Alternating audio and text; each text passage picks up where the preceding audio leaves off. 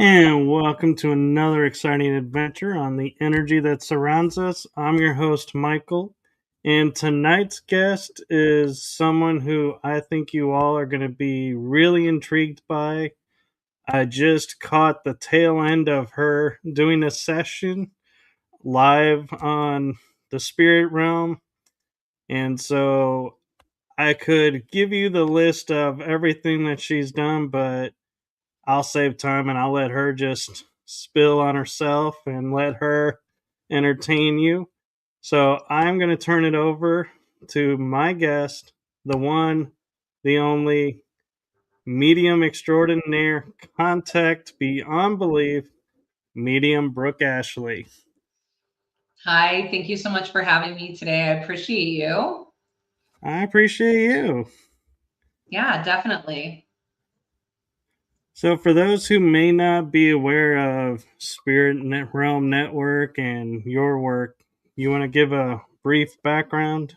Yeah, absolutely. So I'm an evidential psychic medium, and I've been doing this work for 6 years now. I have a show on the Spirit Realm Network called Live from the Other Side, where I give spirit led readings, which is basically gallery style, platform style, mediumship readings just on a computer live. So that's on the Spirit Realm Network every Tuesday at 6 p.m. Pacific Standard. But I also travel the country doing cons and different conventions and metaphysical fairs and just all sorts of stuff. I also do private readings. I have a website where people can book private readings with me, but really there's not a lot that's off the table when it comes to like what I'm going to do next. So, I just got back from the Washoe Con in Virginia City, Nevada, where I did a gallery reading and led paranormal investigations with Michelle LeBaron and Shane Pittman. So that was a lot of fun. And so I do a little bit of everything, travel around and do what I love. So I'm very blessed. Very cool. And so I'm just kind of a little curious with both of us being paranormal investigators. Do you feel you're being a medium and able to tap in with ancestors of people or loved ones that gives you a higher chance of connecting to something on investigations, or do you think being open is all that matters and the mediumship is just mediumship? Yeah, I think that everybody has the ability to connect to the spirit world because I truly believe that we are spirit. So that's kind of what we are at like the soul level. We're spirit. And then I feel like we're spirit first and maybe human second, right? So I feel like everybody has the ability to connect. And I find that when people go into a space to paranormal investigate, they're already really open to the idea of something other than what they can see here in the physical world, which automatically makes them more open to receiving and open to kind of having an experience of their own. So I think the only way the mediumship kind of helps me is it's something that I've trained and it's something that I've honed into be able to file information or understand information in a way that makes more sense, where I can kind of guide it where I want it. Like, okay, splitting up timelines. Who am I seeing? What timeline are they from? Why am I seeing it?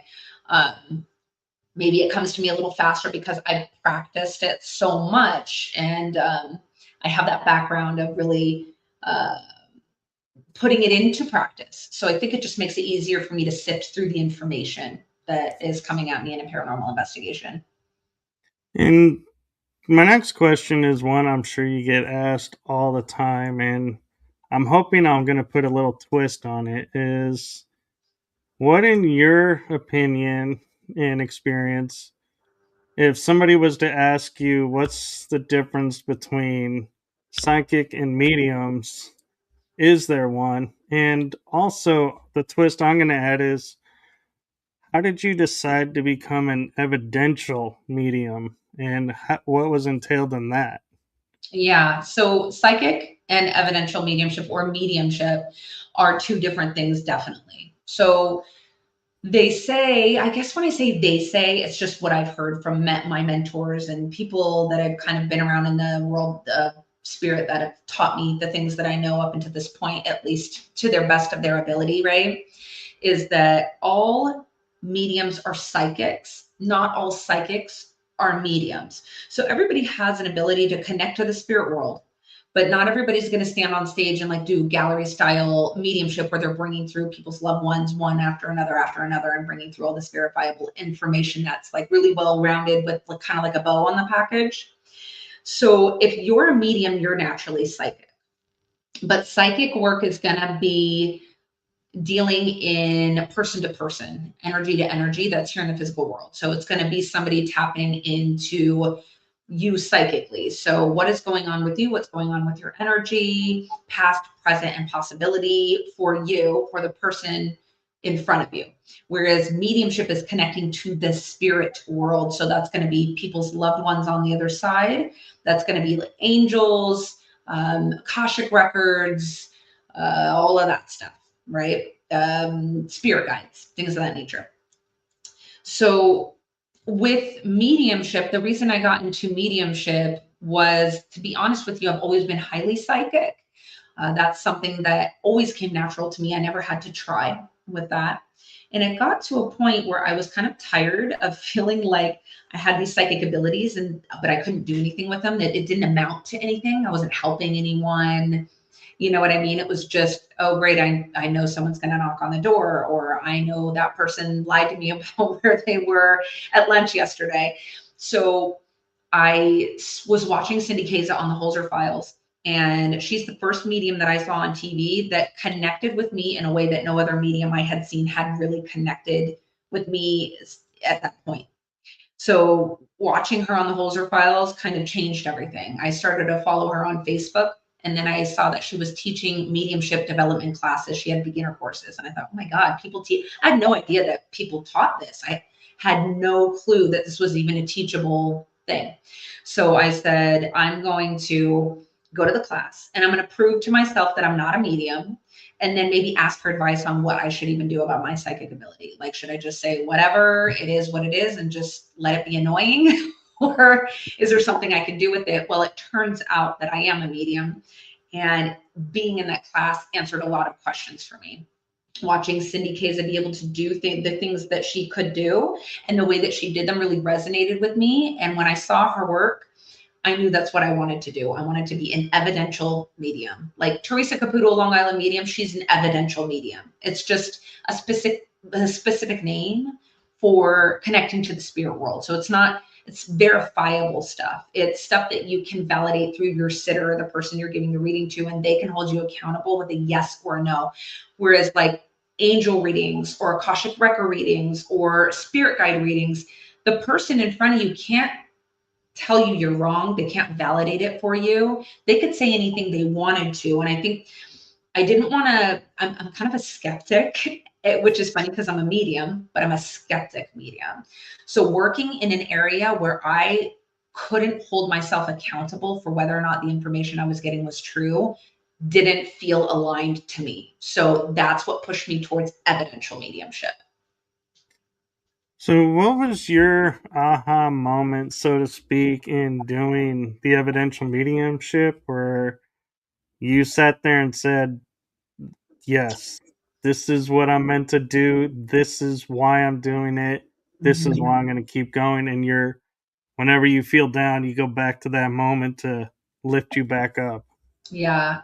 That first class when because she throws you in and she kind of gives you this roadmap to evidential mediumship, because it's kind of like, well, I don't even know where to start. What do I do? So she gives you a good roadmap in those beginners classes. And when I went into a breakout room and I was bringing forward information that felt like I was just making it up, it started to click for me. And that moment allowed me to go, oh my gosh, I've been doing this probably my whole life. I just didn't realize that's what it was, because mediumship feels so much like you are making it up. It's so subtle. It's so unbelievably subtle. You literally feel like you were just daydreaming, making it up. They're like, go, who's here? You're like, I don't know, grandpa. I see sunflowers. I see, and it's all correct. And that's when you go, oh my God, that's how subtle mediumship is. Because you think it's like this big, wild thing. You don't know what to expect. And it's really not that. It's just I find mediumship to be so human. It's basically senses. Like you have your seeing, tasting, smelling, hearing, all that in the physical world. Well, you have another set of senses. They're just connected to the spirit part of you, which is clairvoyance, claircognizance, clairaudience. It's a different set of clairs. So when I go back to that first class and some of these aha moments, I think it clicked for me in a way. It was like I've already been doing this, I think, my whole life. And so it felt like that's when it clicked. And it was like, okay, I felt like I was at home. From that class, I trained every day from 6 to 8 hours a day. I trained every single day up until what now, like 6 years later. So when I started, I did not stop. It clicked. I like, this is what I should have been doing my whole life. And it's just one of those things where you just, and things become very clear to you in that moment. And you're like, wow, nothing's ever going to be the same again. I was also going through a massive spiritual awakening at the time, which is what drew me probably to her class in the first place. So it all just kind of came together. No, that's really cool. And I get asked all the time, and I really honestly don't have an answer for is how do you turn it off when you don't want the mediumship being active? Can you turn it off, or is it always on? I'm lucky enough to be the type of medium who always has her mediumship in the off position. I literally have to flip the switch on in order to receive any information. I'm just naturally in the off position. I know a lot of mediums say that they're not like that, that they have a huge problem turning it off and they get bombarded or they get bothered a lot by the spirit world. So I usually tell people that creating boundaries, spiritual rituals for boundaries with the spirit world is really important. I didn't realize that my nighttime panic attacks where I would just fly out of bed and it was like I was being buried alive. I didn't realize that that was spirit all crowding me while I was trying to go to sleep.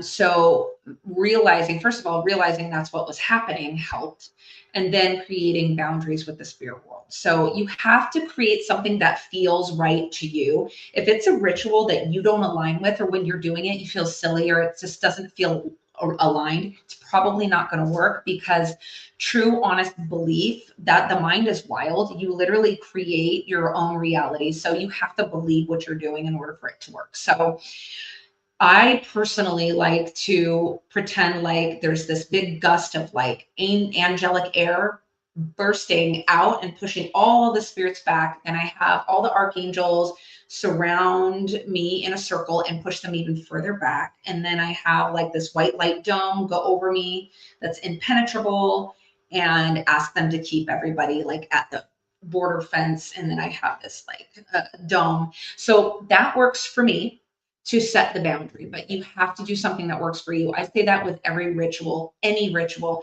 If meditation doesn't feel connected to you, you just like, you're sitting there, your mind is wandering, you can't stand it. It's not for you. Meditation's not for everyone, right? You can meditate by listening to music and cleaning the dishes. It's anything that puts you in the moment without taking you to a thought that's like, what am I having for dinner? What about yesterday? 10 years ago, Sally wouldn't talk to me anymore. Or, you're thinking about your future. I got to pay that bill in a month. All of that keeps you ungrounded. And so just creating rituals, like I'm kind of going off on a tangent. I can go down a rabbit hole, but it's about creating rituals that work for you. You know what I mean? So creating a ritual to protect yourself or create boundaries with the spirit world that feels aligned for you. It has to feel right for you. And if one doesn't work, then try something different, or go on YouTube and look for maybe like meditations that might work for you, or guided meditations, or go into a spiritual community and ask what other people do, because maybe there's somebody who has an idea that clicks with you and aligns with you in a way where you're like, oh my God, I totally align with that. I think I'll try that. And then it'll work. I think having a spiritual community backing you up, or a place to ask questions or bring your questions, concerns, or things that are happening to you, and having a place to talk about that with other people is really helpful, because it's definitely a world that other people who are not inside of that world, they just don't understand it at all. And you don't want to feel blown off or crazy. So it's good to find a community of people that support you and maybe have some advice as well for things like that. No, that's great. And, you're welcome to go on any tangent because I always feel like a lot of great information comes in those tangents. And one thing that I'm really curious about, and it comes from your bio, is you say like you're a lifelong sensitive to the unseen. Mm-hmm. So, did that start when you were a child? And if so, what impact do you think did that have on you growing up? Yeah, there's not a time ever that I can remember not having a paranormal experience, having a haunted house, being connected to the unseen. So that's not, I don't even know a life without it, to be honest with you. I thought it was normal. I thought everybody, like it didn't occur to me to say to people outside the house, oh my God, this is happening in my house. I had this happen. It didn't occur. There was just something about it just felt so normal to me to have like a haunted house and to be like, I was very clairaudient. So I would hear my name getting called. People would whisper in my ear in the middle of the night. I would see things out of the corner of my eye. A feeling was big for me too. Like, the movie Paranormal Activity where it starts to vibrate before something happens, that feeling all the time, feelings of being watched. But, living in, haunted locations growing up, just kind of feeling like that was always a part of my life. I never really questioned it. I also have a sister who's 3 years older than me, who is highly open, extremely mediumistic, extremely psychic. And I think her energy really spurred that on as well in every place that we were at. So I was probably haunted from birth because of her, honestly, because she's super open and there was a lot of trauma in our childhood before we got adopted. So she was probably just radiating all sorts of just PK energy as well. So it was crazy from I can't even remember a time when it wasn't. So, I have a curious question, and I don't know if I'm overstepping because I've not No, been in this position before, but if I am, I apologize. But no, you're good. I know a lot of people talk about the Mhm. gift of like mediumship comes through genetics Mhm. and through the ancestry line. And so I'm wondering, because you both were adopted, Mhm. were they open to it or could it have come through them? You Yeah. know, Yeah, it actually, I was 4 and she was 7. We weren't allowed to be separated. We had to be adopted together. And so my adoptive parents couldn't have kids of their own and they waited till later in life. So they were 40 when they adopted us. And so we have memories of our life before them. I mean, that's just a part of us. She was so older. She was so much older, 7, and I'm 4. So we knew our parents closer to our birth father than birth mother, because his parents were the ones who had us and were raising us until we got adopted. So I have a grandpa, Roy, and he is like one of those special people where the whole family fights over who he loved the most. And he's just like, he still gets fought over. He's been dead since I was 8. Uh, it comes from him. I get it from my dad, and my dad gets it from him. So it actually comes from the men in my family, believe it or not. It's kind of wild. I think it has to do with, which side is more open Mhm. because some families have both that are open to it, and some are the dad side, and some are the mom side. So I don't know that it really matters, which side. I think the important thing is that it's nurtured. And so that's what I think is, the blessing is when it's nurtured and allowed to grow, Mhm. that's great. But when it's suppressed, I think that leaves a really traumatic mark and makes it harder to break out of that. Yeah. Yeah. I think that it can put a cap on people. I see so many people trying to like compartmentalize right now. There's definitely a massive shift. I'd say maybe the past 3 or 4 years, like a really big shift in energy and people awakening to a lot of stuff. And I noticed that the people who didn't have it fostered, I always get that story from them. They're always, if they're in class with me or they're a student of mine, I notice it's a lot harder to break them out of their shell and to trust their gifts and to trust the spirit world without constantly having to be like convinced that it's real or convinced that they're right, or because they were so stifled and they were told to ignore it, it's not real, that's ridiculous, you know, stuff of that nature. So it wasn't fostered in them. And I find it interesting because I see it coming out in certain students who have that background, that they are so much harder, it's so much harder for them to trust that process. They have it, but trusting it, it's like pulling teeth trying to get it out of them. You know what I mean? So I can see that. And it usually correlates to that type of background. Someone who wasn't in an environment growing up where that was fostered. I'm lucky enough that my adoptive mom is like a conundrum of like a conservative and a hippie all in one. So she's like, she's a little more on the conservative side, but she's also like a hippie. Like, so it's, she always fostered that in me and my sister. She's the one who pointed it out, actually. She was like, do you know what psychic is, honey? And I'm like, no. She's like, you and your sister are very psychic. So she fostered it, thank God, because I could have ended up with someone who didn't. And she's a little bit woo-woo. She always has been. I mean, she reads all of the books. She reads like all of the you know, all the books that talk about, you know, all the stuff that we kind of know when we step into the spirit world is like, you know, the mind is like an incredible place where you can kind of heal yourself, you can, you know, change the course of your life, you can, like, all of these things, these really cool self-help books. And she knows all these, like, I don't know, she's like, I call her a mini Buddha. She's literally like, I think she's a Buddhist and she just doesn't claim it, but she was raised Catholic. My grandma was extremely Catholic.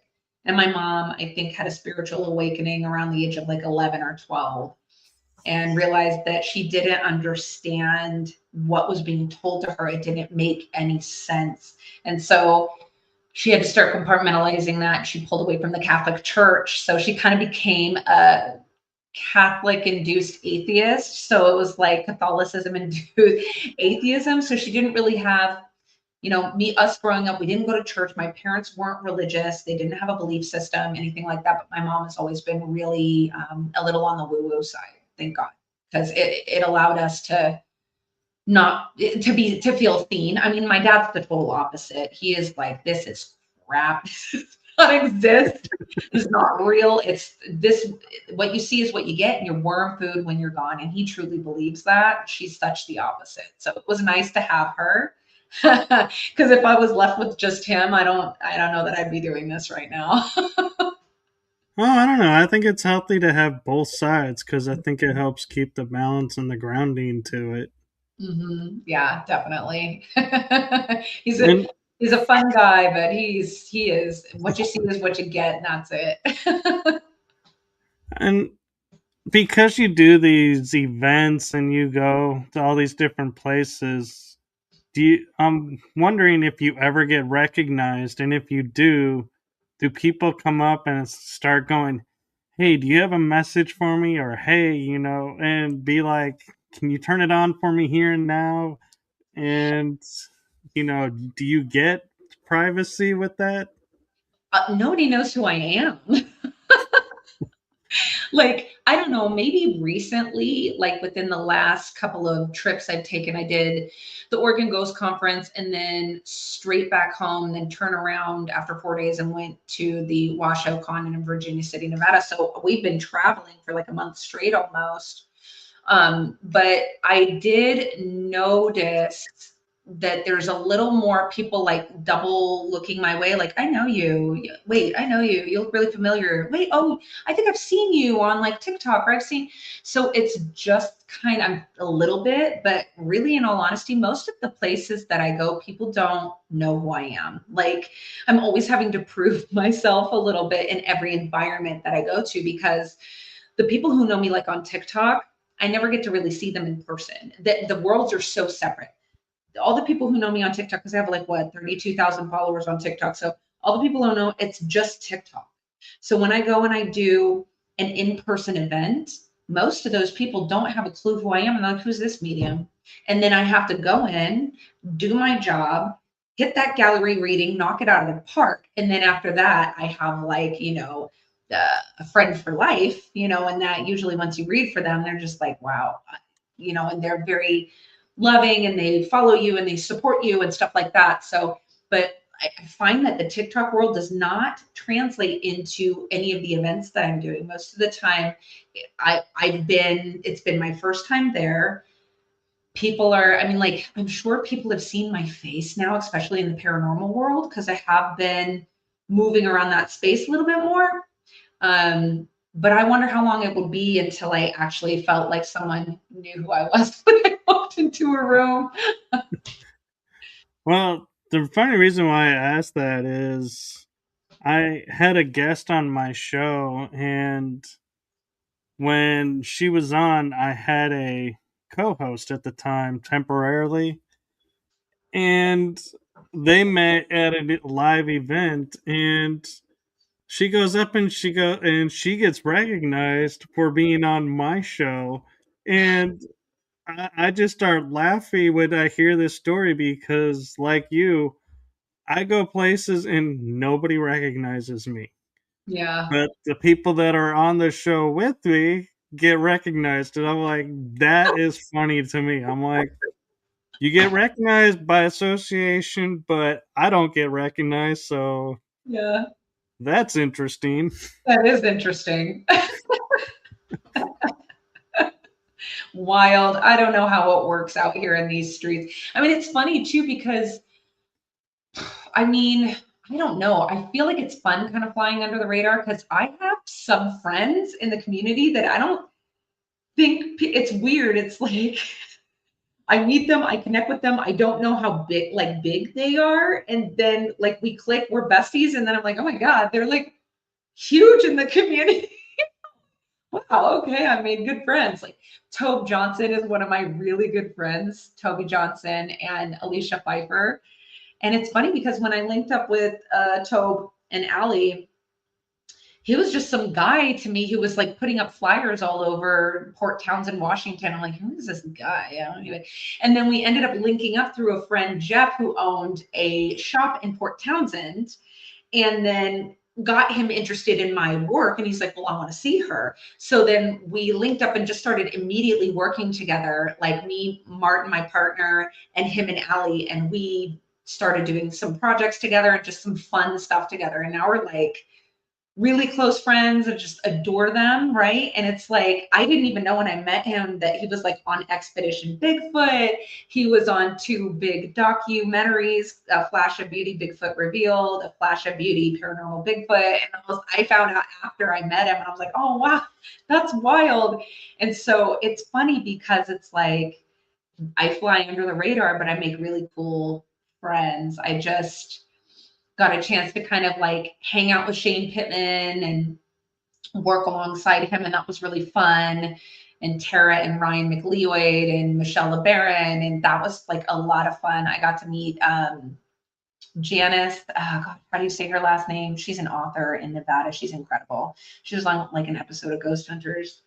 And then Dave, I'll be hanging out with Dave tomorrow.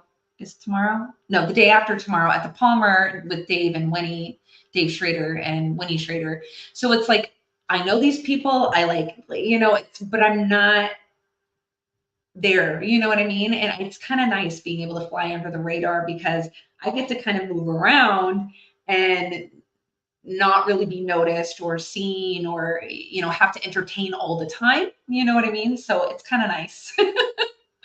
Yeah, and there's a little bit of fun too in like in a different community. I'm the same way as I can fly under the radar, but I have all these well known friends, and when people are like talking, and I happen to be there, and we go up and we're like, "Hey," hug, and everyone kind of sits there and is like, "Who are you? How do you know these well?" And it's like yeah, you get to feel for a moment. You're like, I got that notoriety, and then it like wears off, and you can walk away, and everyone's like, Yeah. yeah, I don't remember that guy. Yeah. I don't know. For me, it's just, I just, I love what I do so much. None of the rest of it really matters to me. Like the only thing I care about is being able to bring clear, concise, evidential connections for people in the living to know that their loved ones have not left them. And that those, that tear that streams down, your client's eye when you see something change in them, when you're bringing that connection together and you're able to be the facilitator for that. I mean, like, that's really why I do what I do. I love it so much. The other stuff is just like a fun perk, like getting to travel around and getting to do like fun stuff. I don't like to take myself too seriously. You know what I mean? It's like, if I can do mediumship readings and bring people that connection, the rest of it's just kind of a bonus or fun, a little cherry on top. You know what I mean? So I just Yeah, love it. I'm so blessed. I'm so blessed. I mean, we have to be because, in all honesty, like flying under the radar like we do, we get to see all the rise and the falls and Mhm, everything that's people's doing, and realizing, yeah, if you get caught up in, oh, I'm on TV and everything, and oh, now I got this deal and this deal. mhm, All of a suddenly, it's like when all that ends, everyone's like, "Who are you?" And nobody remembers you. But if you're consistent in doing what you're doing, mhm, people are like, "Hey, I've seen you on Facebook, or I've seen you on YouTube. I really like what you're doing," and people recognize you more for that mhm. than being on the TV shows and having like the 15 seconds of fame, as they call it, because TV shows come and go, but people doing like podcast shows and everything, they tend to be a little bit around more, Yeah. but we're still in the same boat of, yeah, as long as I'm consistently doing shows and I'm on the right networks and I'm on the right this and that, people see me. But if I don't do them, nobody would know who I was, and you have to be okay with that. Yeah. I feel like as long as you're doing something out of the adventure, the love for it, the passion, like it's always going to translate. It'll translate. So if you're doing something out of like expectation to get some sort of, recognition or something specific out of it, I always find that the intention that you go in with will kind of result in like how that's received or how that pans out, really. So I always say if you go into something with like a sense of adventure and you're doing it out of the love, like really you just love doing it, it's something like it's a passion for you, a passion project, and you're not thinking of the outcome, you're just doing something because it's in your heart and you truly love it, it will always translate. You know what I mean? That's always going to translate into something that people love because you love the energy you put into it and the energy you have when you're creating something that translates. That's going to reach other people who connect with the energy that you were putting out when you were creating it. You know what I mean? Creation is so important and it's really reciprocal, right? You know what I mean? So if you love what you're doing it because it's adventure, it's fun, it's passion, you care, that will translate in everything that you do. So I feel like if everybody kind of just throws the rest of it to the wind and just does it out of love and passion, you'll be a-okay, you know? And I actually have a funny moment about that. Is I was with a friend who I investigated with a long time ago, and then we reconnected through a friend recently, and we were at one of our favorite places to go and check out. And these two random guys walk up to me and are like, "Hey, I know you." And I'm thinking, wow, this is like my big moment. Somebody recognizes me. I got fans. Wow. And they go, "You were on that show with these two guys, right?" And I'm like, and I'm the honest type. I don't take credit for anything. And so I look at the guys flat in their face and I'm like, I'm sorry, but I don't know who you're talking about. And I look over to my friends and they're like, oh, it's these two guys that are really famous on YouTube and they're YouTubers. And I was like, oh. And my friend laughingly goes, but he has a podcast show. And they were like, oh, okay. And I was like, wow. You like those two guys' shows, but you won't even give me a second. Wow. I'm Yeah, like, my high just kind of went and took a little dip. Thanks, guys. yeah. Yeah, But and that's like that's how it is. I mean, sometimes people are, people are gonna it happens, you know what I mean? It happens all the time. I'm not always the sometimes you just kind of have to keep pushing forward with what you're doing because it's enjoyable for you. And then like the people who are meant to like see it and engage in it and be a part of that, they'll come.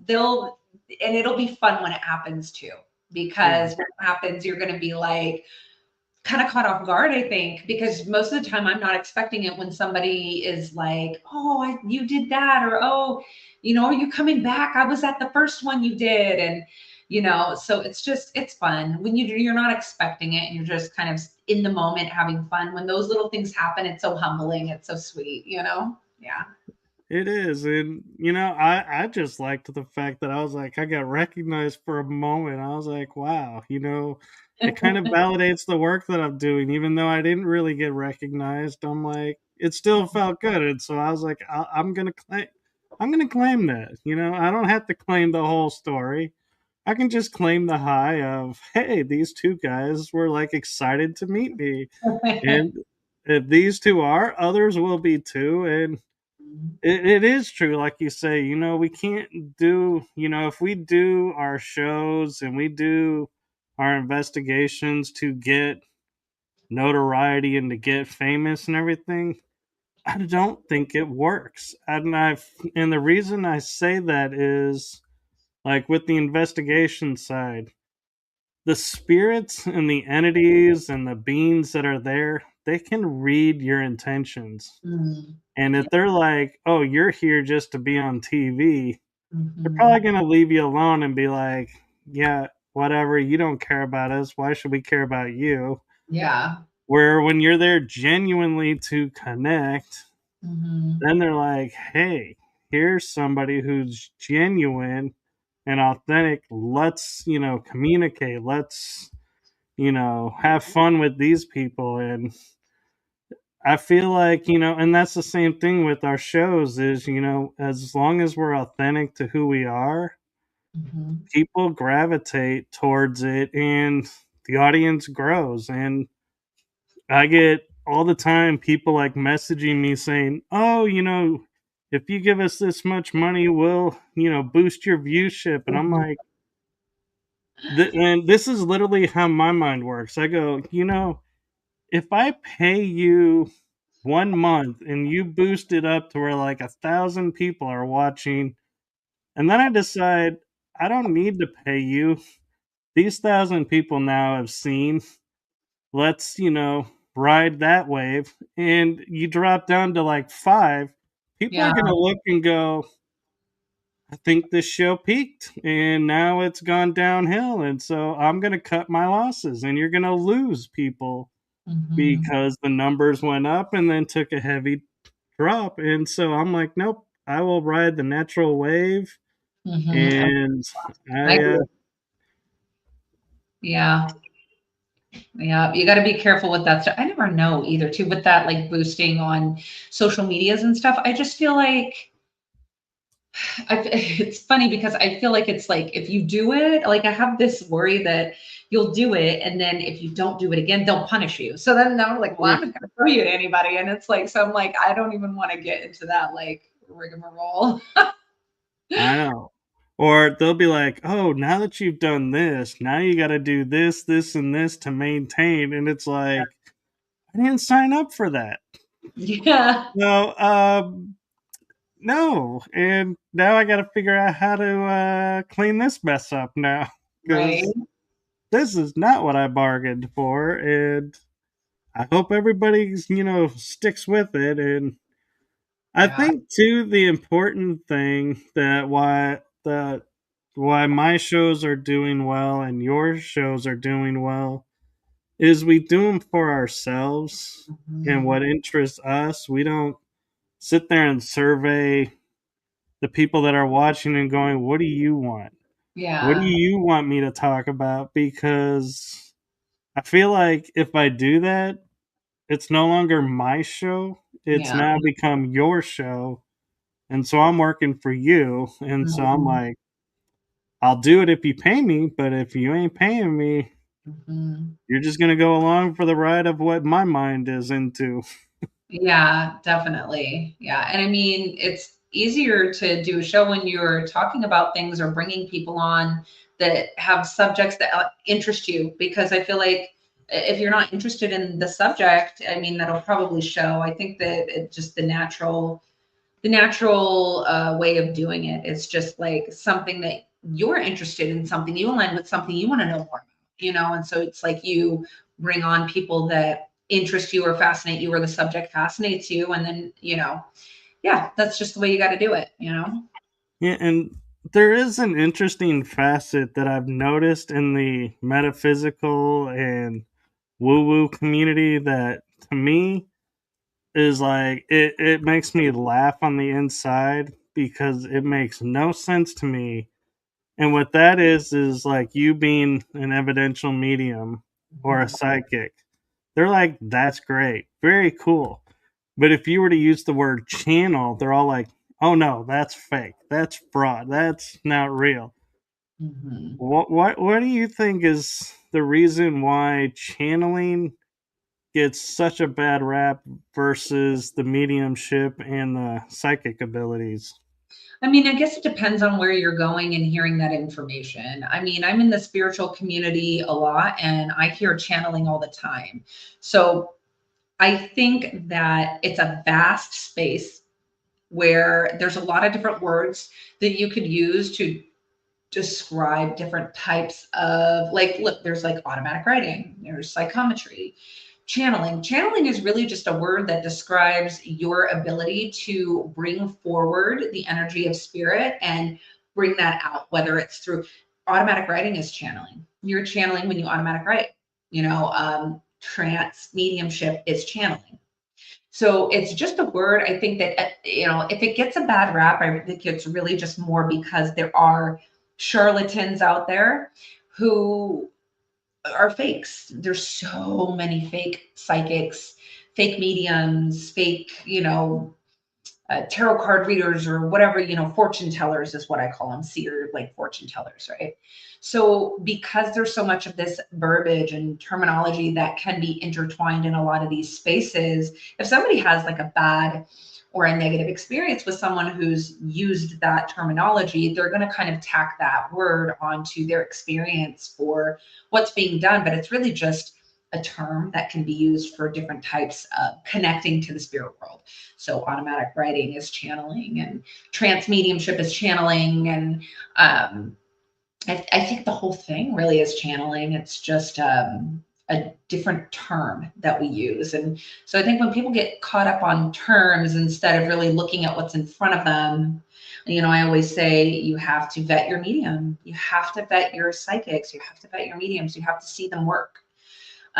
Watch them do readings, see if they have, like, fair and honest reviews. So you really should watch them work. I think if you're going to pay for a reading, watching them work first is going to be the best thing, because you're going to energetically be able to feel whether or not you connect to the way that that person reads, because not every medium is for everybody.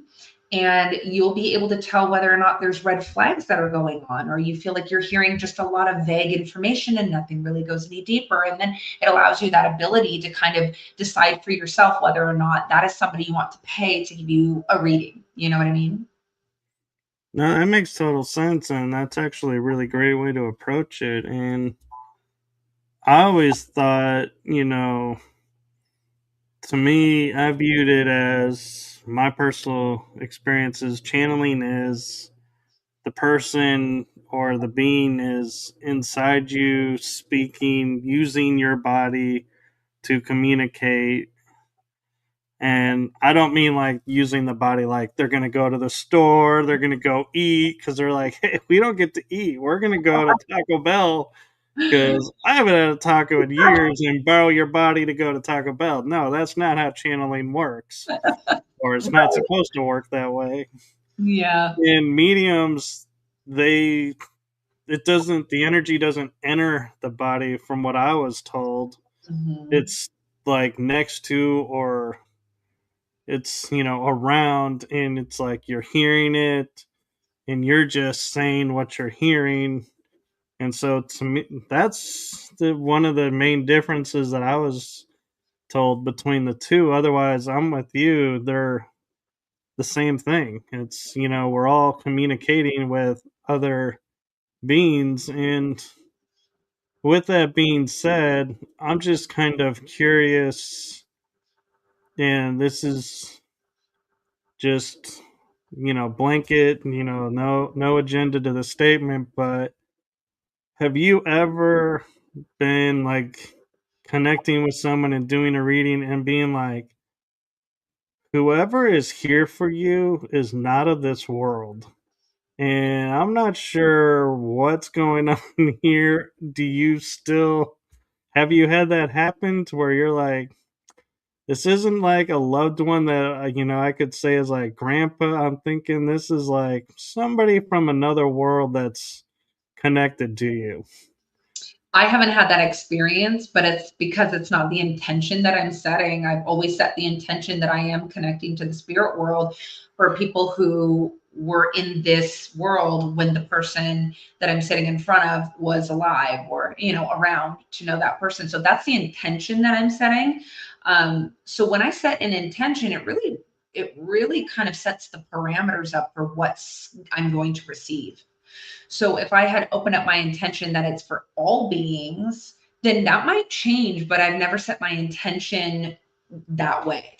I'm sure if I set my intention that way, I would. It's like when I'm doing a paranormal investigation, I'm not setting my intention to connect to a sitter's loved one that's in front of me. I'm setting my intention to connect to the energy of the building, impressions, psychic impressions, like psychometrizing, the wall, or, the floor, or whatever it is. So my intention is set completely different. Like the dial, the intention is totally different when I go to do paranormal investigating as opposed to when I'm sitting in front of a client. So if I was to set the intention and open up that, like, any and all beings, like angels, spirit guides, aliens, whatever it is, could I receive that? Yeah, absolutely. But it hasn't happened in that setting. Huh, very cool. And that's kind of cool that you had that ability to, like you're saying, turn the dial to decide what level of contact you're going to get. And have you ever been on a paranormal investigation where you find yourself like, oh, there are cryptids here, and that was not on our agenda, but they're here now. So, if you pick them up, how is that different from a spirit or someone's loved one? Yeah, definitely. Well, yeah. I mean, I hang out with Tobe Johnson, so he's like 4 foot kind of guy on Bigfoot. So yeah, I've done the cryptid thing before, but I know when I'm going in there, like he won't like tell me everything, but when I hang out with somebody like Tobe Johnson and Allie Pfeiffer from Olympic Strange Days, and when I hang out with somebody like that, where their world is paranormal, it's supernatural, it's just a little different than my everyday world, I'm already setting that intention that, okay, it could be anything, everything. It could be the kitchen sink, right? So I'm already setting my intention, okay, what kind of crazy stuff am I getting into today? Because every time I see Tobe, he hands me an object that he won't let me see. He'll be like, psychometrize this. So I'm like, okay.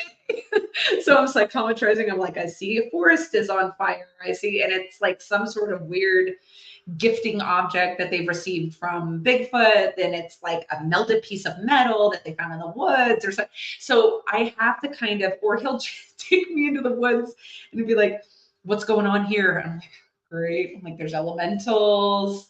I'm feeling like really earth elementals. You've got Fae over here. I feel like they're doing this. So it's like, depending on who I'm hanging out with and what I know I'm getting myself into.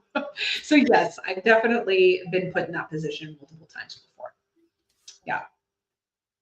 So, what has been your favorite moment in paranormal investigating and, doing your evidential mediumship that it's similar to your aha moment, that lifts you up, but it's a moment where it's just like you just like, you know, I just love remembering that moment, that event, or that occurrence. Do you have any of those? So many of them. I feel like my whole life, ever since I had a spiritual awakening, is just one those moments over and over and over again. Because Mart and I are just going on adventures all the time. So we have Earthly Imprint Paranormal, which is our paranormal team. It just consists of us two. We literally just travel the country and go, well, let's go here. Well, let's try this. Well, let's try to get into here. And every single time we do something together, we open this incredible door that we were not expecting. And it's like, how did that happen? Like, we made buddy buddy with Chris Fisk from Butte, Montana. Like, I don't, how did that happen? I don't know. But do I have Chris Fisk in my speed dial on my cell phone? Yes. I feel like that's a pinch me moment because nothing against my wonderful friend Dave Schrader or Cindy, who my incredible mentor, but Ghost of Devil's Perch, like the peak of that show for me was Chris Fisk. Like, history is my life. I love it. I'm obsessed with history, like especially anything 1800s. I'm like absolutely obsessed with history. And Chris Fisk was like the historian on that entire series. So when I linked up with him and became buddy buddy with him, that was a cool moment because you talk about getting recognized. I was like fangirling over Chris Fisk. He dropped the keys off to the Dumas brothel for me because David Prince, who owns the Dumas, was not in town at the time. And Mart and I had it for the night. And so we called, um, we called David and he was like, well, I'm not there, but this guy who like basically has the keys to the city, his name's Chris Fisk. I'm like, Chris Fisk is going to give us the keys to the Dumas? He's like, yeah. He's like, do you know who he is? I'm like, are you kidding me? So I got Chris's number and texted him. I was like, hey, we're going to be here around this time. We're going to have dinner. No big deal. Whenever you can get the key to us. He met us at the restaurant across the street and just sat down in the booth because I texted him. I was like, I feel like I'm fangirling. Like for a history buff, you're like you're like Brad Pitt. He was like, oh, and Chris Fisk's favorite thing is he likes to curse. He says F you, but he couldn't believe that somebody actually like saw him like that. And I was like, no, you're awesome. So that was kind of a pinch me moment because he came and sat down and was talking with us and he was like, I know you. I was like, you do? I was like, well, I'm one of Cindy's students. I'm meeting. He's like, yeah, I've seen you. You're good. I was like, oh my God, kill me. I can die now. Happy, happy woman. So little things like that, like Chris Fisk is in my cell phone. Like we chat all the time. Like I'm friends with Tobe Johnson and Allie Pfeiffer. Like I don't know. It's everything is a pinch me moment, right? Because I feel like like it's wild. These are people who have so much more experience in this field than I do, and people who are brilliant. Cindy, brilliant. She's just an incredible mentor. Just all these people that I get to surround myself with in life, it's pretty incredible because I just, I guess I never thought I would be so lucky to surround myself with so many brilliant minds and always feel like I'm learning something new or absorbing something new. It's really cool. I'm really blessed. Yeah. Yeah. I have that innate gift of, like, if you and I were to meet in public, we would talk just like normal everyday people. But the Mhm. second we parted, that's when I would go into like, oh my god, I can't believe I just talked to Brooke. Oh my god, I can't believe we were like just hanging out. It's like I will fan away from the person, but not in front of the person. Well, that's flattering because I so don't see myself that way. I'm just like stumbling through life, like thinking, oh my God, did I put my foot in my mouth? It's like I'm one of those people who's like, why am I here? I don't belong here. And then, when you're like getting coffee and they hand you the coffee and they're like, enjoy your coffee. And you're like, yeah, you too. And then you can't stop thinking about it for the rest of the day because you feel like you just put your foot in your mouth. Like, I feel like I'm that like all the time. Yeah. So it's flattering. I always will kick myself when I'm at like the restaurant and somebody brings something and they're like, well, enjoy. I'm like, thanks, you too. And I'm like, why did I just say that? Because they're not going to go eat anything or get anything. That just, to me, it's like, I will sit there for like a few seconds and be like, how awkward did I just make this moment? And then I go, how awkward am I making it now, thinking about how awkward I just made it? And I'm like, I need to get out of this loop. I don't know what to do with my hands. Yeah, that's me most of the time. I'm just trying to absorb it all and kind of just enjoy the moment when I can. So, Yeah. So you mentioned that your sister kind of has it as well. Do you guys ever collaborate and do like events or no, like, unfortunately, she will not train. She will not hone her mediumship. She has had, I think she makes it seem like she's too busy or she wouldn't even know how to start. But it's like, I'm your sister. I literally teach mediumship for a living.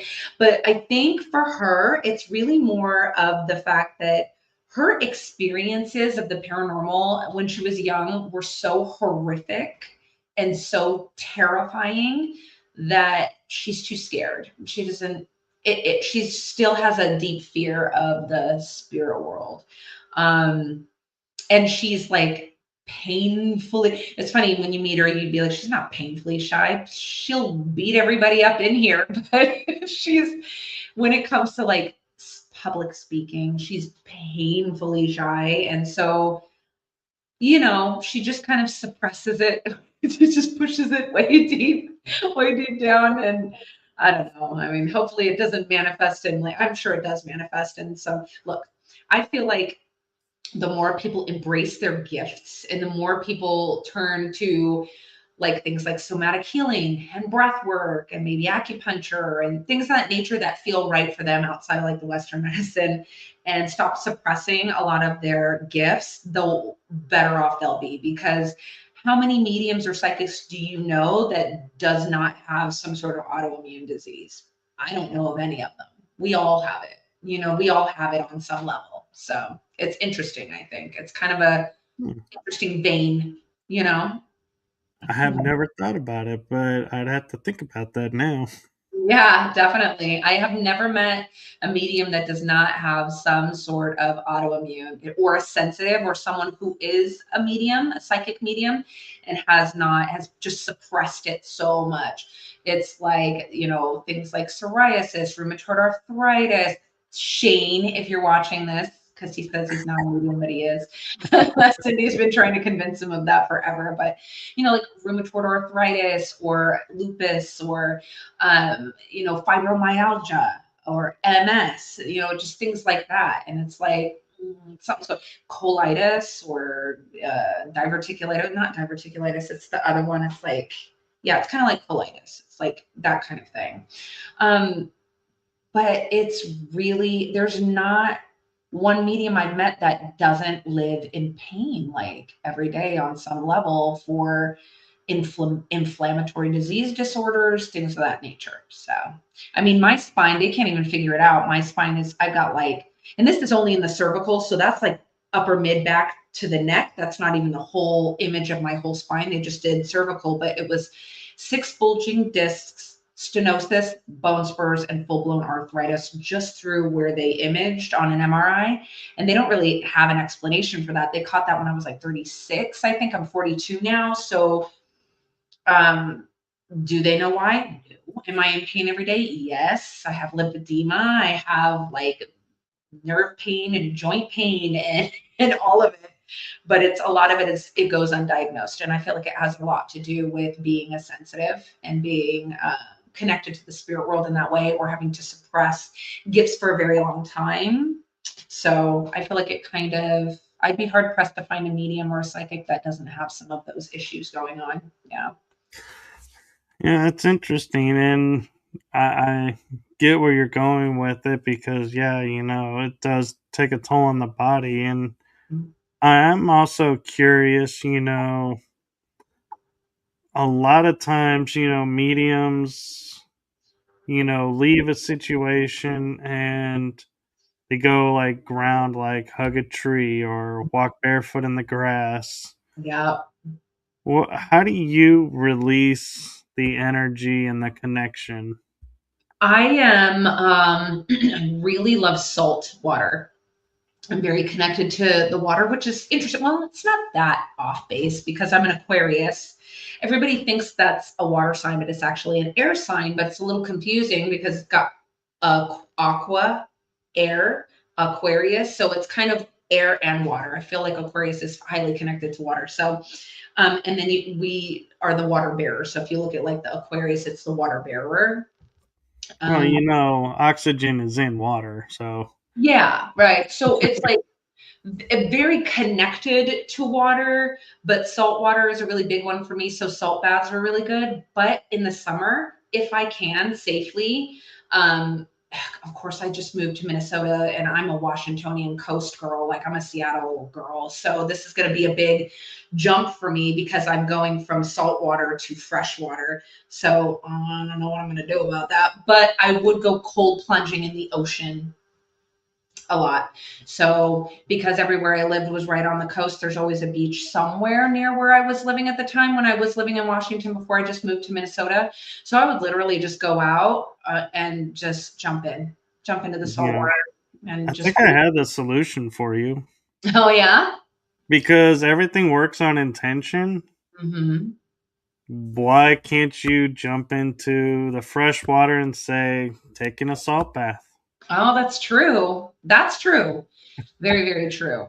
Definitely. So it's just for me, it's like water and I like to cold plunge. And if look, I'm not a doctor, I don't diagnose. I don't want to tell somebody to do something that would be a shock to their system in a negative way. So please make sure that you consult with a doctor before you do it. But cold plunging, like as cold as you can get for a very short period of time, maybe keep your hands out so that you know what I mean. But cold plunging, fantastic. Fantastic. And like it's like this euphoric state when you get out of there and your body's trying to warm back up again. It's very euphoric. It calms you down. It's very kind of lets you slow down for a minute and ground. So I love cold plunging. I love it. You just need to be careful when you're doing it. Where are you doing it at? What is the temp?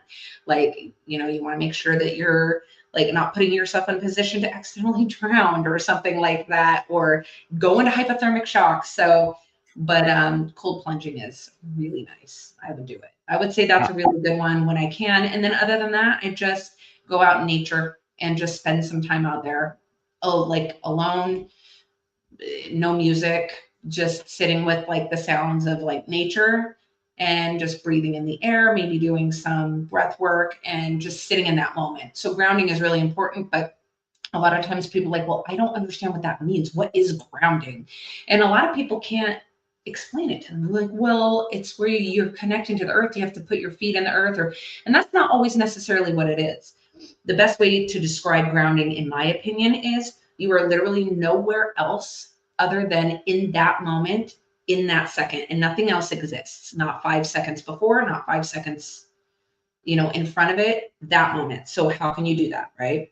I like to go out into nature and I literally pay attention to every single thing that's going on. Oh, I heard that car. Oh, that bird has some red on it. It's got a yellow beak. Oh, look at that leaf. It's falling to the ground. Okay, look at that blade of grass. Oh, it's going left, it's going right. You're nowhere but in that exact moment, you're nowhere else. So that if you can get yourself to do that for long periods of time, maybe 5 minutes, 10 minutes, that is grounding. It is being nowhere else but the present moment. So I like to go outside because there's all these beautiful things happening in nature that I can focus on in the moment. And that's the only place that my intention is or my brain is at that very moment. So that'll keep you grounded. Yeah, I'll have to take your word on the cold plunge because this is gonna sound somewhat embarrassing, but if I take a cold shower, I will start to sneeze for Oh, hours. It's like my body will go into sick mode wow. because it got cold, That's and interesting. I literally feel like my bones have ice growing on them if I stay in too long. And so I'm like, if the water is cold and it's not warming up, I'll be like, in quickly, out. And I'm like, right into the towel. And I'm like, I got to get my body temp back up. But Yeah. yeah, Yeah. my, Well, fair enough, but I will say this, like I'm a baby about it too. Like I will do the cold plunge, but I don't do like there's a guy called Cold Plunge Cam and he has an Instagram and his Instagram is all about like his mental health and how his cold plunging like really helps him work through like a lot of his mental health stuff. And he lets his body warm up naturally. Like he will not like do anything extra to warm himself. He'll make his body do it on its own. I will go straight into the hot shower. I'm not going to sit there because I won't. I can't regulate my body temperature at all. So because I can't regulate my own body temperature, I will freeze to death. It'd be like 8 hours of me inside of a sleeping bag doing this, no joke, to try to get my body to finally acclimate back. So I will do the cold plunge and then go take a hot shower afterwards. I'll cheat a little bit.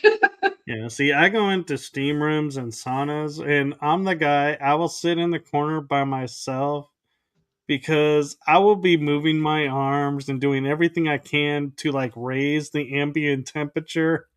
And I'm like, the hotter it feels, the more natural and calming I will feel.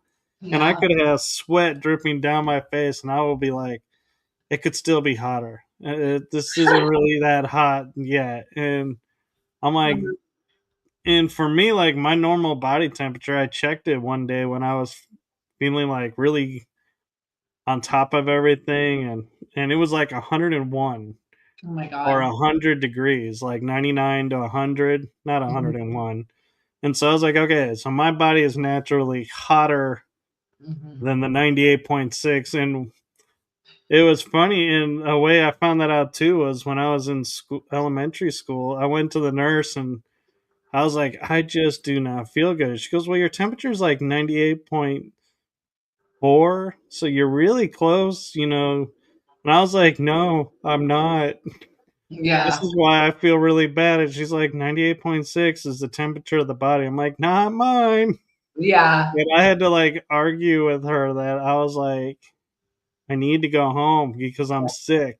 This yeah, is not normal for me.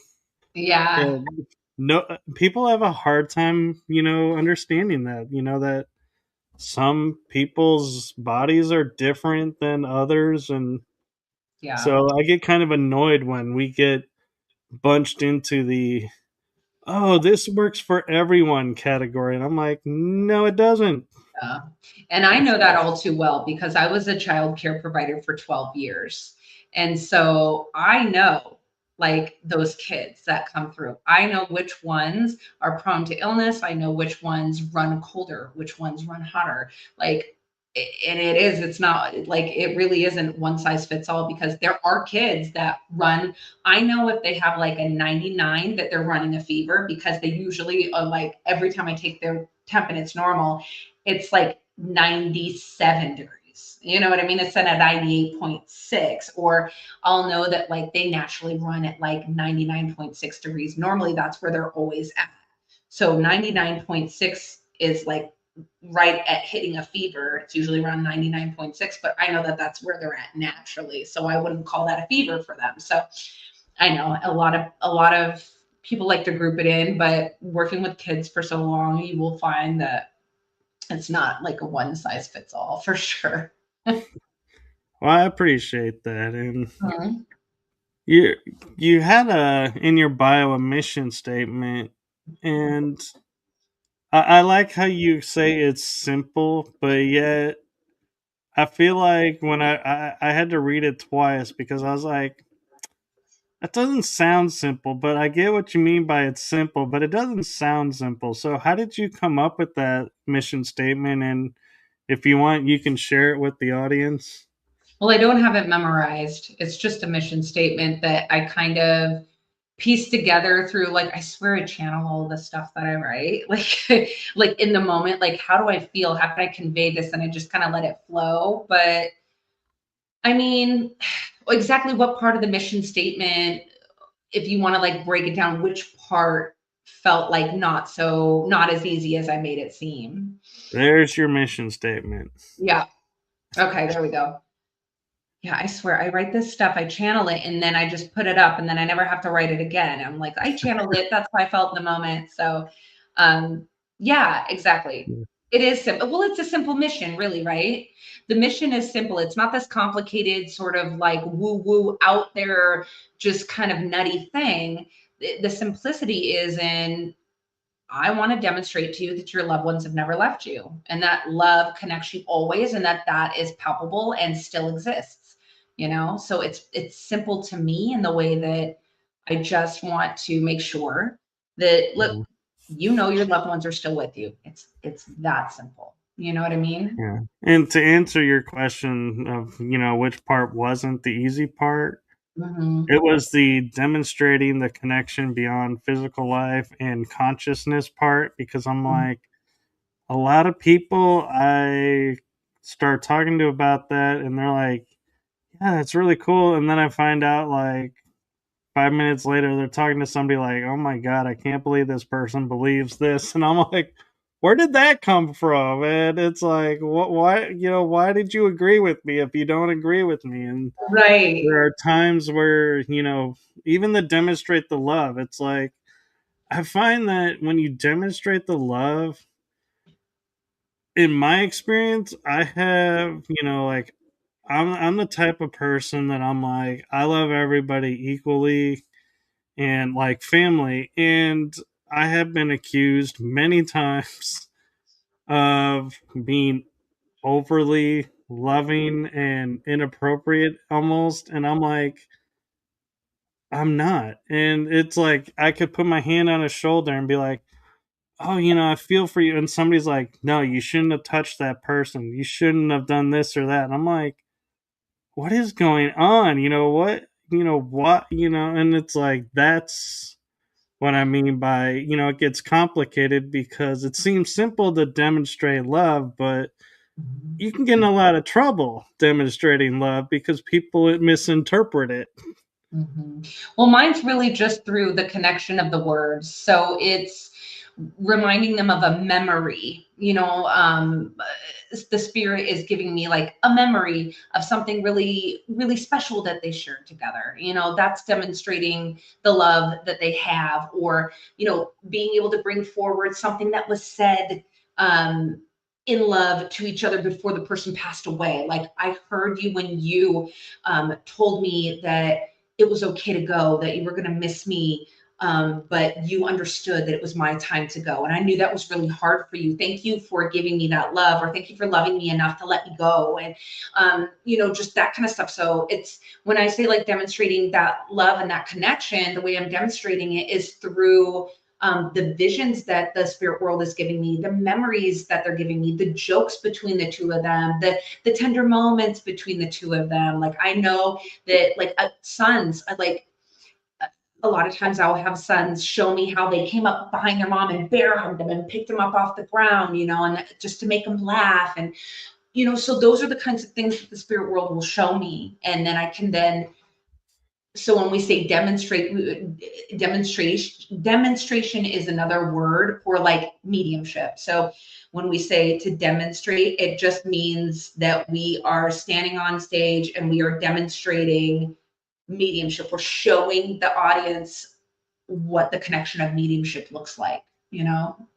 And I love that. And that, I think probably because of having experience as a channel, it's like natural for me to just do that, and I Mhm. don't pay attention to societal rules sometimes, and it's like I'm not like grabbing people inappropriately, so I Yeah, don't want that being thought, but it's like, like a hug can be misinterpreted sometimes, and I just I kind of find myself a lot of times going, I'm waiting for the day when I wake up and the world is like, we all understand each other. There's no more of this division and yeah, misinterpretation. We're all on the same page. And yeah. until then, it's like, yeah, we're just in survival mode. I know. Isn't that the worst sometimes though? Knowing that there is a place where that's possible. It's the spirit world. I mean, they show it to me all the time. And there's no misunderstanding, there's love, there's connection, and there's people on the other side that didn't even know each other in life that are like so connected in passing because the person they love that's still in the physical world knew both of them, even if they didn't know each other. And so I mean, I guess I'm very grateful to be able to see that the spirit world is like that. So Yep. there is a space for that, when we complete our, soul contract, in this time and place, so Well, and the telepathy too that happens because you start communicating with your mind and you realize you have now given access to your mind to somebody else, and everybody's mind is being shared, and it's like you're not sitting there going, okay, read my mind, but don't read this part. yeah. Don't scan over here, and it's like, and I know there are people that are probably like that, are going, I don't want to be telepathic because I don't want this part of my life, shared with somebody else. And I understand that privacy, Mhm. but there's also the fact that you're not being, they're not talking to you with the intention of, we're going to go get all your secrets. We're going Yeah, to probe your mind and we're going to get everything and then we're going to cut you loose. It's like, that's not who they are. They're just communicating. And I yeah, think a lot of people miss out because they're too afraid of what they judge is going to happen versus what we feel really does happen. yeah, yeah, yeah. I understand that.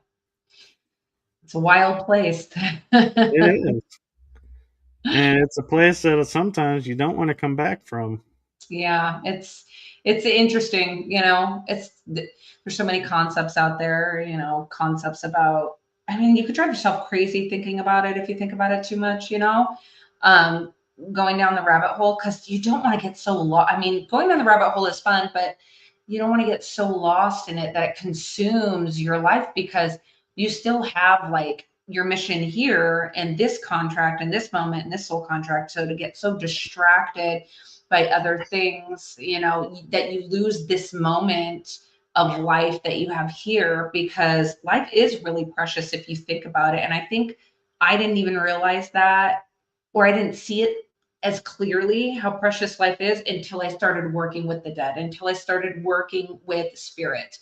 Um, then it was like, oh my God, it really is a blip of time here. And you know, you could waste it so easily by, staying in the past or worrying all the time. And I'm just like, dude, that I had this epiphany to like, what are you worried about? What? Like, there's nothing to fear but fear itself, literally. What nobody's making it off this planet alive. Like, what are you worried about? Right. And so I just stopped worrying. I'm just like, I don't worry ever anymore. I'm never scared about anything. And it's just like, man, that makes life so much nicer. So much No, nicer. I'm just laughing over the fact you said nobody leaves this world. We're all gonna die here. I'm like, wow, that is one side of the coin extreme. The other side is we actually will leave, and we'll go I mean, and we're not leaving here alive, right? We're but not immortal. So it's like, dude, what are we scared of? Like, whether I get taken out by a meteor or like, you know, some scary serial killer, something, I don't know. Like, look, no one's gonna make it here forever. So don't fear things. Just live. Like, and the moment I let go of fear, I want for nothing. It is the craziest thing. I don't Yeah. worry about money. I always have it.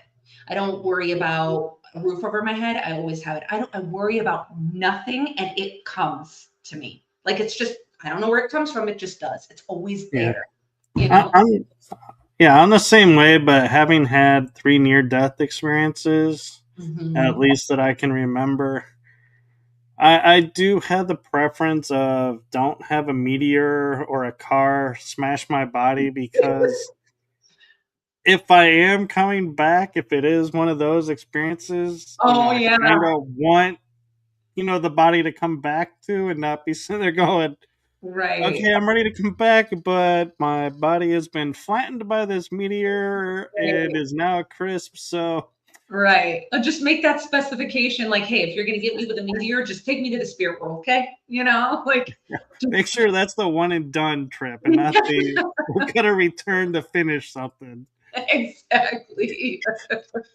Exactly. Although that would be kind of funny in a way when you think about it, going and being like the medical examiner that's like, this poor guy is flat and burnt to a crisp, and all of a sudden like the body starts reshaping because you're pushing yourself in it and reforming, and then you're like, just Oh, shake off the burnt stuff and be like, hi that's doc. that is the world's craziest like superhero movie right there.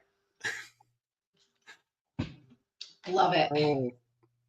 Well, thank you for your time, and thank you for sharing everything with us. And before I end this, I want to give a moment for you to plug where people can find you and any events that you have coming up. Yeah, absolutely. Well, first of all, thank you so much for having me. This has been a blast. And you guys can find me on my website, mediumbrookeashley.com. Usually everything I'm going to do is posted in there. So not only can you book private readings with me on my website, mediumbrookeashley.com, but you can also, under events, see all of the places I'm going to be and even maybe buy tickets straight from my website from wherever it's going to be at. You can catch me this weekend. It's Thursday, Friday, and possibly Saturday, I believe, at the Palmer House in Sauk Center, Minnesota. I will be at the pajama party. They're having a pajama party at the Palmer, and I'm going to be doing readings there. So that's going to be Thursday, Friday, and Saturday, I believe. And then you can catch me in San Diego at the Transcendence Retreat in is that September? Yeah.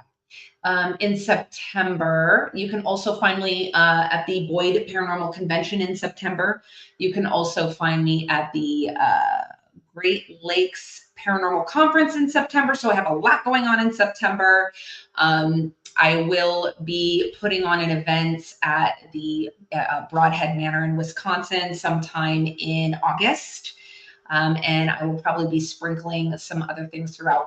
I also have my paranormal convention. It's the first year that we're having it. It is going to be Olympic Paranormal Sci-Fest in Quilcene, Washington. And that's going to be fun because we have some really cool names in the field coming to that. Martin and I are going to be doing a paranormal investigation. I'm going to be doing a gallery reading. Tobe Johnson and Allie Pfeiffer from Olympic Strange Days are going to be there. We've got Jeff Davis. He's an incredible author. We've got a bunch of people coming, so that's going to be really fun. That's actually the end of May. So I'll be in Washington the end of May. And then in September, I'll be in San Diego, Wisconsin, and Minnesota. Palmer House in the next couple days. But if you want to keep up on where I'm going to be and anything I'm adding to my calendar, then you can always just check out my website, mediumbrookeashley.com. And my Facebook is Mediumship with Brooke Ashley. So those are some places you can find me. Very cool, man. Wow, you are busy. I'm trying. Got to keep myself busy, otherwise I get bored. Yeah, and you have a show on the Spirit Realm, don't you? Spirit Yes, Realm Network. Network. Yep, every Tuesday at 6 p.m. Pacific time, 9 p.m. Eastern. That's called Live from the Other Side with Brooke Ashley. And it's basically every single Tuesday on the Spirit Realm Network Facebook page. That's where it gets streamed. So it's the Spirit Realm Network and it's their Facebook page where they stream the live shows. It's basically an hour-long show where I just go spirit-led, and people in the comments come on in, you watch it. You never know, your loved one could be the one that comes through that day. And I usually read anywhere from 6 to 10 readings in that hour time frame. So that's always really fun as well. Mm-hmm. Very cool. And so I actually have a message for you, and it comes from me, and it is from my heart and the heart of my shows to you. Thank you for what you're doing for the spiritual community, paranormal community, everything. It's seen, felt, and heard. So thank you.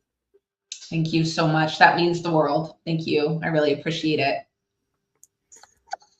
And thank you again for coming on. And maybe we can have you back on again in the future and talk some more about this. And so be sure to like, subscribe, and follow Brooke on her stuff and my shows, because you never know, and she might be popping up.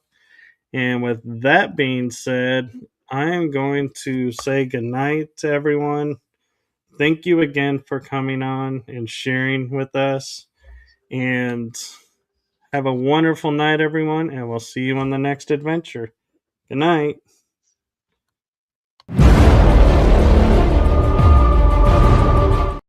Oh, I love when the outro doesn't work.